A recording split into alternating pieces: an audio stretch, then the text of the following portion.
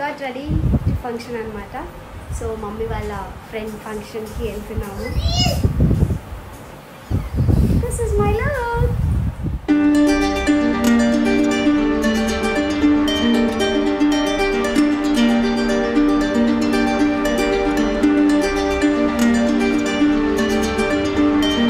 అమ్మమ్మ పచ్చడి చేస్తుంది. అమ్మ గోంగూర పచ్చడి చేస్తుందంట. ఇప్పుడు ఆది ఏం చేస్తుండో చూద్దాం.